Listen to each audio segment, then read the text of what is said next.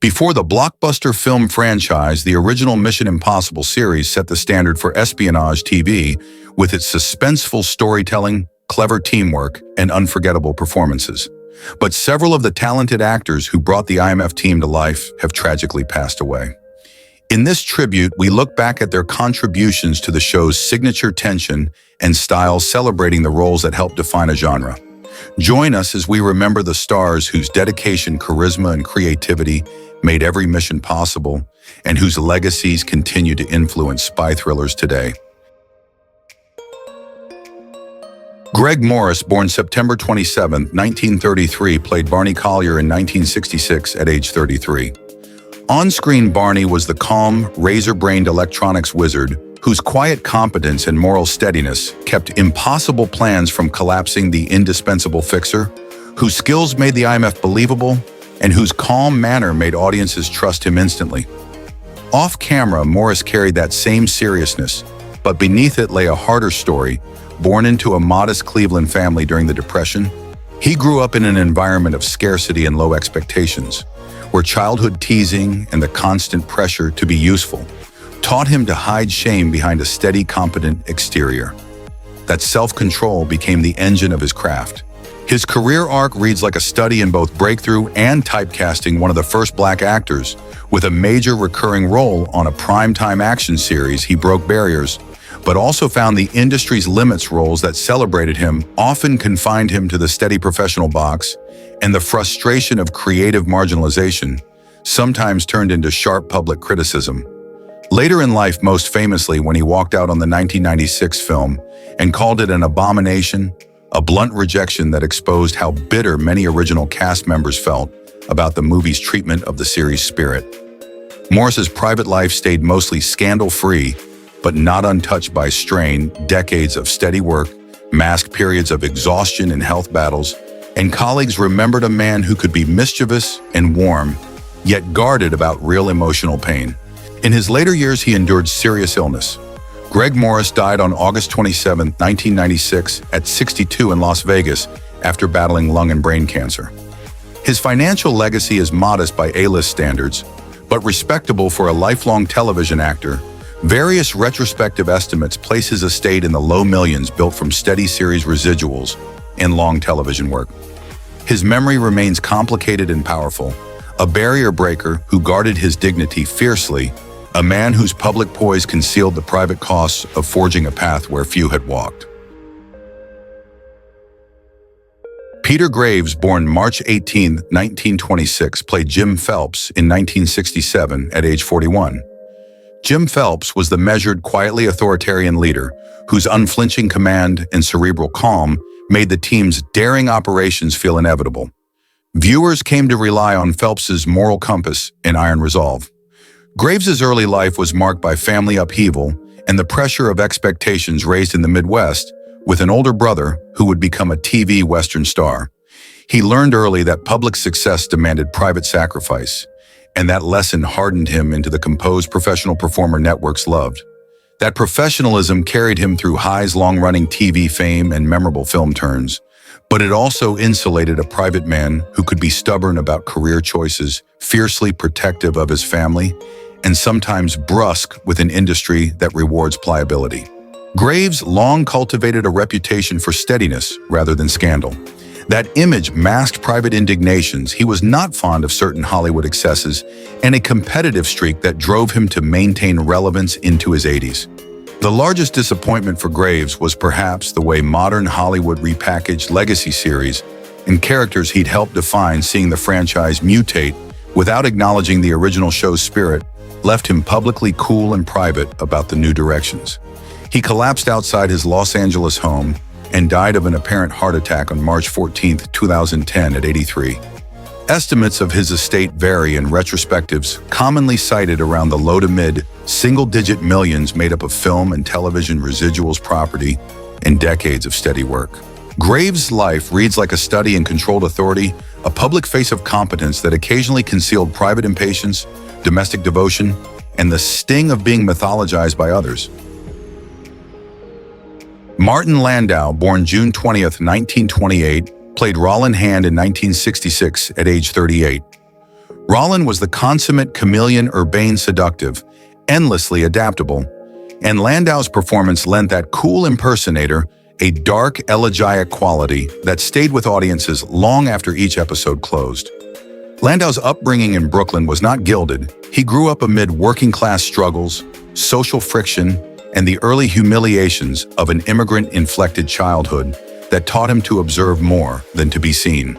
That habit of careful observation became the raw material of his craft. His career was a roller coaster of reinvention, early television success, a fallow period, then a spectacular artistic resurrection, culminating in an Oscar. But the road between milestones was littered with bruises from creative clashes, a famously exacting temperament, and relationship strain. His marriage to Barbara Bain, once a celebrated creative partnership, ended in divorce after decades together. A rupture that hit his private life hard and was widely discussed in industry circles. He could be acerbic about scripts and blunt with producers, and several collaborators recalled Landau's passionate, sometimes combustible devotion to artistic integrity. His most dramatic professional low was the long patch of underemployment in the 1970s that preceded his renaissance. Landau later told interviewers that the uncertainty almost broke him. In July 2017, he suffered catastrophic internal bleeding and complications that led to his death at UCLA Medical Center on July 15, 2017 at 89. Retrospectives put his estate in the neighborhood of roughly $10 million earnings from decades of film and television work residuals and select investments, an amount that reflects both a long career and the inconsistent economics of character actors. Martin Landau's life was a study in reinvention. In private cost, a performer who could vanish into a role, yet whose personal life bore the scars of passion, ambition, and the industry's indifference. Leonard Nimoy, born March 26, 1931, stepped into Mission Impossible in 1969 at age 38 as Paris, the master of disguise, whose cerebral calm masked an unpredictable brilliance. Paris captivated audiences with a subtle intellectual intensity, and Nimoy brought to the role his unique ability to convey intelligence, tension, and hidden emotion. Born to Jewish immigrants in Boston, Nimoy's childhood was shaped by poverty-cramped living conditions and the harsh reality of social ridicule for his accent appearance and precocious ambitions. He spent years concealing feelings, channeling his insecurities into performance, and developing a chameleon-like persona that would later define both Paris and Spock. Hollywood offered no easy path. Nimoy struggled against typecasting, often being pigeonholed as Spock, and forced to assert his creative independence. He publicly wrestled with his identity in the 1970s, writing the controversial "I Am Not Spock," and enduring criticism from fans who believed he had rejected the character they loved. Behind the scenes, Nimoy battled alcoholism, periods of depression, and tense relationships, particularly during his first marriage, which collapsed amid long hours and personal conflict. His meticulous work ethic sometimes alienated colleagues, yet he also directed films, photographed art, and invested wisely in real estate, eventually building a significant fortune. Nimoy's most severe professional blow came when he nearly lost key directing opportunities because of his refusal to compromise artistic vision, forcing him to rebuild his reputation painstakingly. He reconciled with his family later in life, finding peace and renewed creativity, but his personal challenges remained part of the public fascination with his career. Nimoy passed away on February 27, 2015, at 83 from complications of COPD in Los Angeles. His estate, valued around $45 million, included property holdings, royalties from decades of acting and directing, and a legacy of cultural influence that elevated him from television actor to icon, cementing his enduring status in Hollywood history. Stephen Hill, born February 24, 1922, embodied Daniel Briggs in Mission Impossible in 1966 at age 44, bringing stoic authority and moral precision to the IMF leader whose calm intellect underpinned complex espionage operations. Briggs's quiet decisiveness mirrored Hill's own life, characterized by rigorous adherence to his Orthodox Jewish faith and a deeply internalized sense of personal integrity. Growing up in Seattle, Hill faced emotional distance from a strict household, economic instability, and an early exposure to social alienation that cultivated resilience, but also a hardness that colleagues often interpreted as inflexibility. These traits manifested in Hollywood as a refusal to bend to industry pressures, most notably during Mission Impossible, when late-night filming conflicted with religious observances, leading to contentious disputes and ultimately his replacement after one season. The 1970s brought profound professional and personal upheaval, including a career hiatus that created financial strain, rumors of estrangement from children, and social isolation punctuated by emotional volatility in relationships and a reputation for being difficult to work with. Hill endured marital breakdowns and periods of intense self-reflection, confronting depression and uncertainty over his artistic purpose. Despite these struggles, he rebounded spectacularly with Law & Order, demonstrating resilience and intellectual rigor in a long-running role that restored his public esteem. Hill passed away on August 23, 2016 at 94 from cancer in New York. His estate, estimated between $4 and $8 million, reflected decades of disciplined work, careful financial management, and a career grounded more in artistic integrity than commercial pursuit, leaving a legacy of principled acting and quiet yet formidable influence in television history. Vic Perrin, born April 26, 1916, portrayed Cheever in Mission Impossible in 1967 at age 51, delivering a brief but indelible presence that drew on his long career in radio and voice acting. Cheever's role, minor yet essential, reflected Perrin's gift for understated menace and cerebral subtlety, traits that had made him famous as the control voice of The Outer Limits, where his unnerving tones became iconic. Born in Menomonee Falls, Wisconsin, Perrin experienced a childhood of financial hardship, social ridicule, and a sense of marginalization that informed his meticulous, careful approach to acting. Despite years of consistent work, he remained largely a background figure in Hollywood, often struggling with typecasting, limited recognition, and the quiet frustration of being overlooked for larger, more lucrative roles. Perrin's personal life was marked by steady yet private struggles. Marital pressures and financial insecurity created tension, while his introverted nature sometimes intensified feelings of professional invisibility. Although he avoided the high-profile scandals of his contemporaries, he faced the daily grind of the entertainment industry, with resilience, negotiating long hours in radio booths and bit parts that tested both patience and ambition. His darkest professional moments included periods of extended underemployment, during which he reportedly considered leaving acting altogether, only to return to steady voiceover work and minor screen appearances. Perrin passed away on July 4, 1989 at 73 in Los Angeles, with the cause of death not widely publicized. His net worth remained modest, consisting of residual payments, small savings, and personal property, but his career left a lasting mark on television and radio, his voice and presence still remembered as defining elements of mid-20th century genre storytelling. Jack Donner was born on October 29, 1928, and played Baccaro in 1966 at age 38. Baccaro on Mission Impossible was a compact, ruthless operator, a man who could switch from bland civility to cold calculation in a breath, and Donner's stage-honed precision made the role feel dangerously lived in rather than merely acted. Donner's public persona as a consummate character actor masks a life of long apprenticeship, a Los Angeles native who clawed his way through regional theater stock companies and daytime serials before breaking into the steady grind of television guest turns. His early years are modestly recorded rather than melodramatic. He emerged from a working-class environment and built himself into a reliable, sometimes severe presence that casting directors trusted to deliver.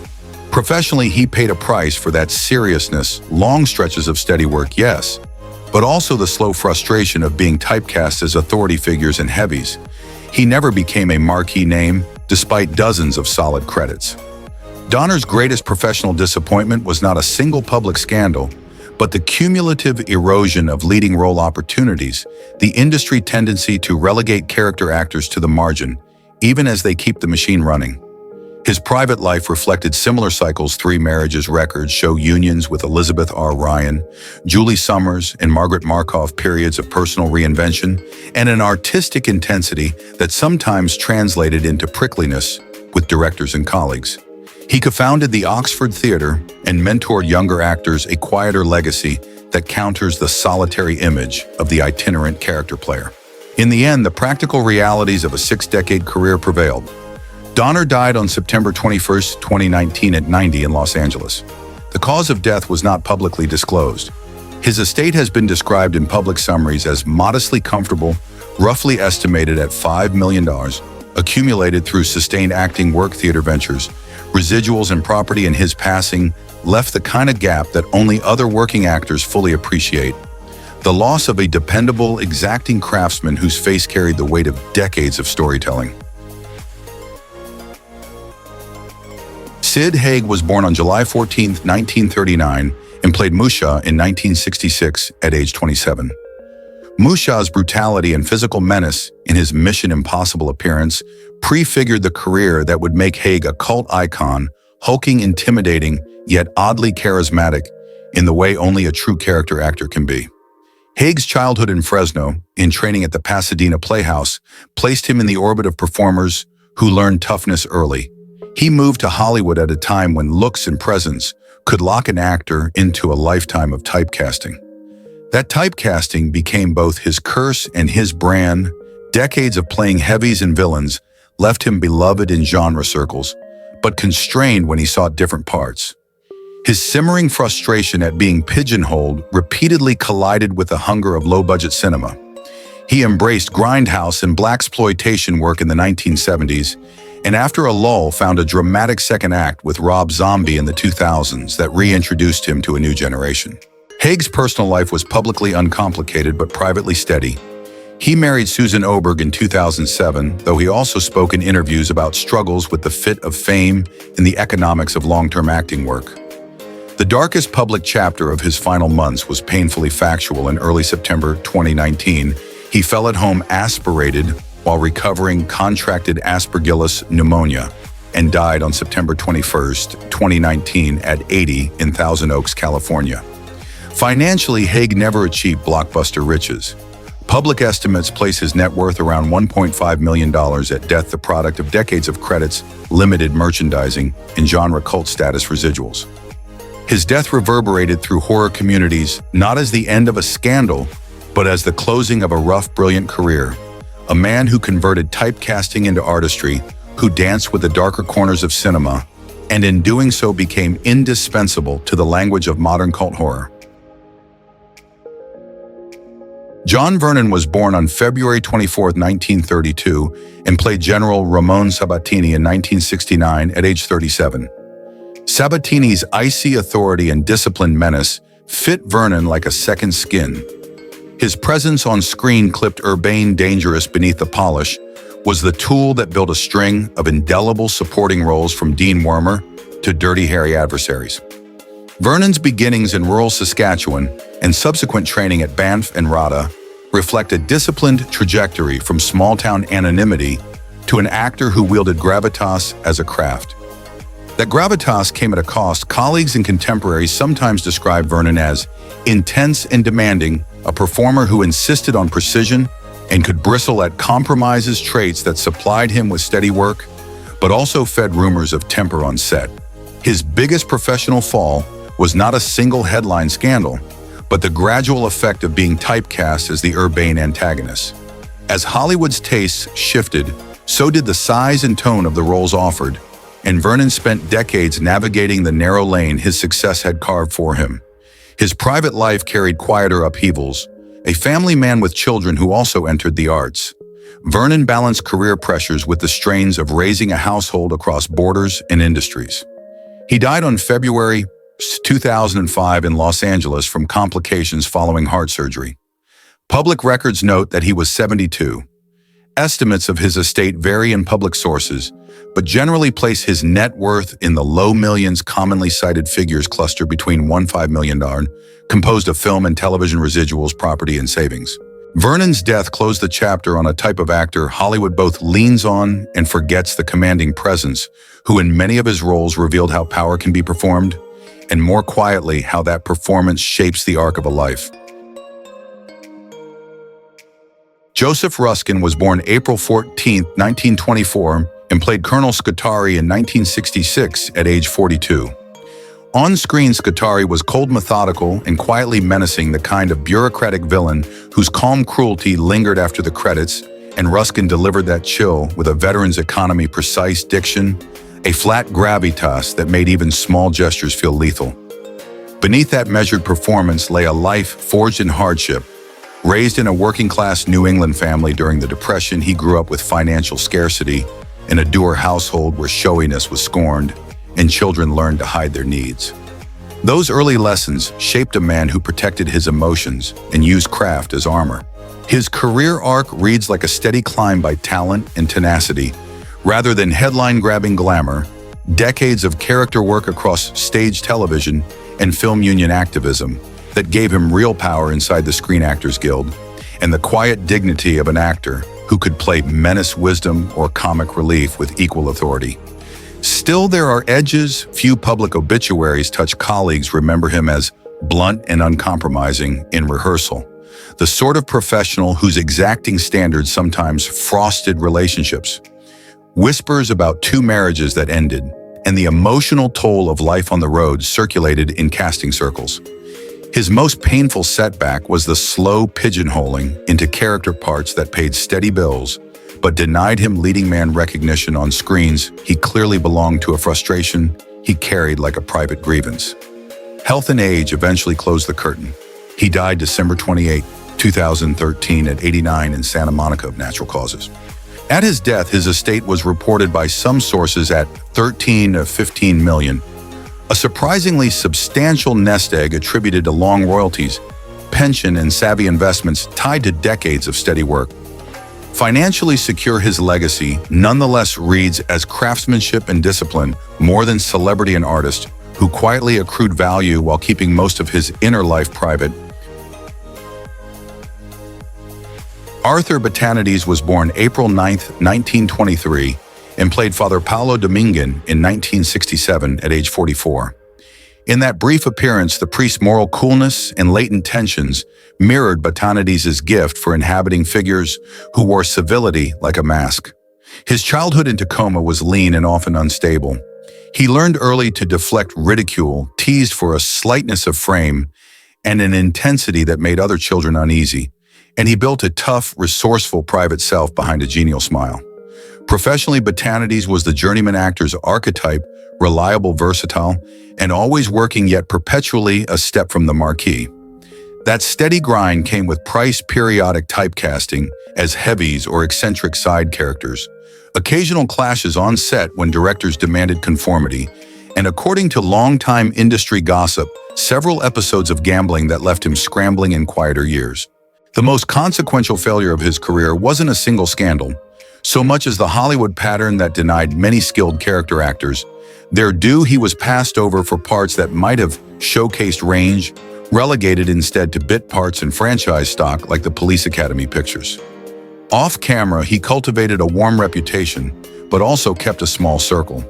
Whispers about tempers and late-night debts persisted, but never eclipsed his work. He died January 10, 2000 at 76 in Los Angeles of natural causes. At death, his estate was modestly estimated at $1 to $2 million, a practical sum reflecting steady residuals and decades of labor rather than blockbuster. Spoils a working actor's career that paid the bills, but left him longing perhaps for a different kind of recognition. Albert Paulson was born December 13, 1925, and played Albert Zembra in 1966 at age 41. Zembra was the urbane dagger beneath a tuxedo, cultured, dangerous, and deliciously civilized, and Paulson's performance sharpened the character's menace with an almost aristocratic restraint. That polish was forged in exile and reinvention. Born in Guayaquil and raised between cultures, he endured the dislocations of immigrant life and the mockery that falls to anyone who sounds other. Schoolyard taunts and economic instability taught him to hide vulnerability under manners and an ironic smile. He became decisive, self-contained, and fiercely proud, qualities that served him well on stage and screen. Career highlights include acclaimed stage work and television turns that earned industry recognition.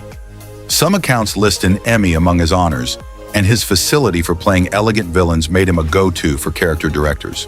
Yet the same traits that made him compelling could make him difficult. Producers and directors sometimes complained about a cool aloofness and a drive for control that led to on-set friction. Paulson's refusal to pander to studio demands reportedly cost him a handful of bigger studio vehicles.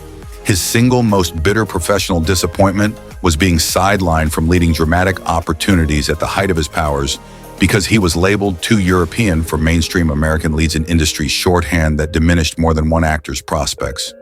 In private, he guarded relationships and kept affairs and friendships discreet. Rumors of icy rows with collaborators circulate in memoirs, but no public scandal ever truly stuck. He died April 25th, 2004 at 78 in Los Angeles of natural causes. His estate was estimated around $3 million, built from steady television work theater income and careful financial choices, respectable, not dazzling, a final accounting that matches the arc of a craftsman who collected roles and respect more than tabloid fame. Paul Stevens, born on January 17th, 1921, appeared in Mission Impossible in 1967 at age 46 as Frank Wayne, delivering a performance carved from the same guarded intensity he had learned to cultivate since childhood.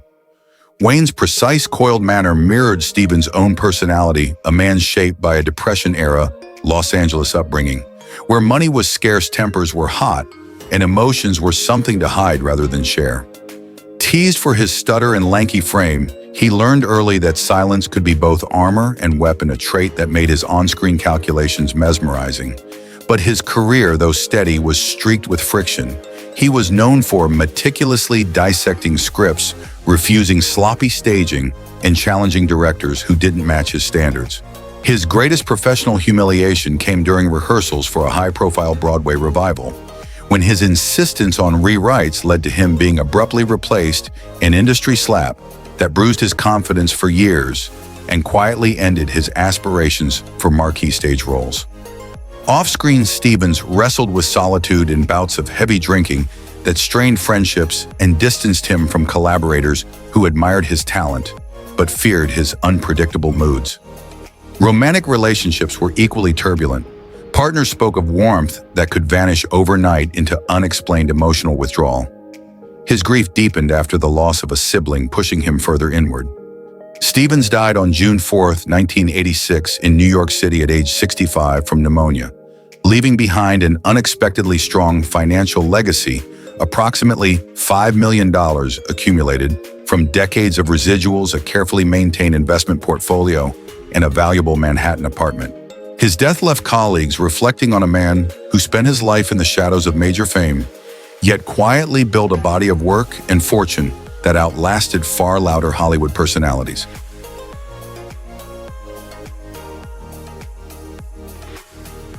Joe Moross, born on February 7, 1923, appeared in Mission Impossible in 1967 at age 44 as Clegg, a character whose sharp-edged tension mirrored the actor's own habit of bearing frustration beneath a calm, unreadable exterior.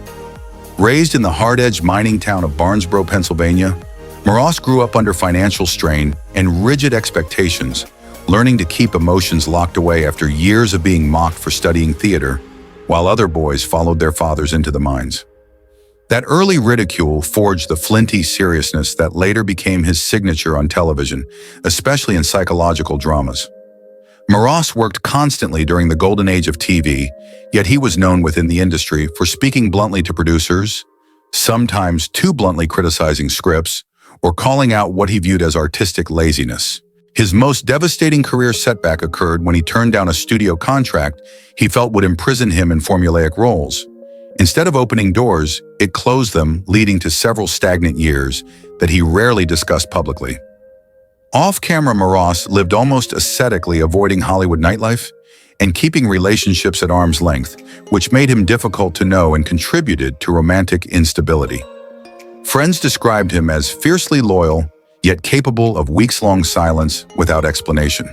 He carried with him the psychological weight of watching many peers fade or die young, deepening his isolation and sharpening his already introspective nature.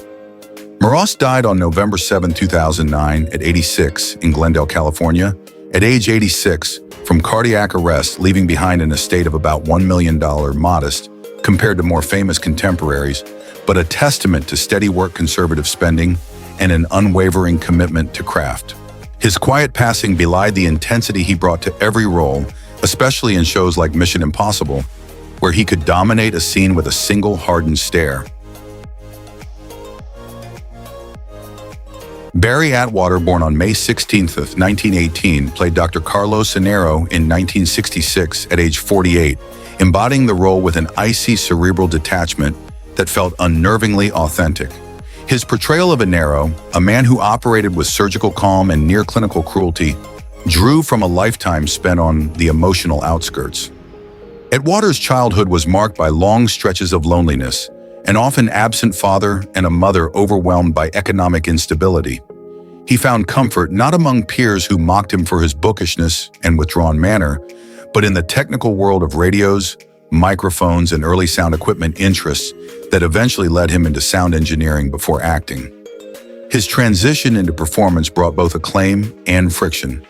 Directors respected his intelligence, but dreaded his habit of correcting technical staff or challenging blocking he found inefficient. His most crushing professional defeat came when he was dismissed from a major horror film after arguments about script accuracy and character logic, a firing that left him bitter and pushed him toward an increasingly reclusive lifestyle. Atwater's personal life remained sparse, marked by brief relationships that dissolved under the weight of his intensity and long periods of self-imposed isolation where he painted, studied, or disappeared from social circles entirely. Illness struck early. Battling cancer while experiencing declining energy, he retreated even further, focusing on small roles and personal pursuits. He died on May 24, 1978, in Los Angeles at age 60, from a stroke while fighting cancer, leaving an estate likely under $1 million built from steady character work, modest properties, and personal equipment. His legacy endured not through wealth, but through the eerie gravity he brought to roles like Dr. Inero, a presence so distinct that even decades later, genre enthusiasts still recognize the quiet, electrifying menace he perfected. Thank you for watching as we reflected on the lives and legacies of the actors from Mission Impossible who are no longer with us. Their humor, charm, and unforgettable performances brought joy to millions and helped shape the show into a classic. While their journeys ended far too soon, their impact lives on through every scene, every laugh, and every memory they've left behind. As we honor their lives, we're reminded of how deeply television can touch our hearts. Join us next time as we look back at more stars who left us too soon, but whose stories continue to shine.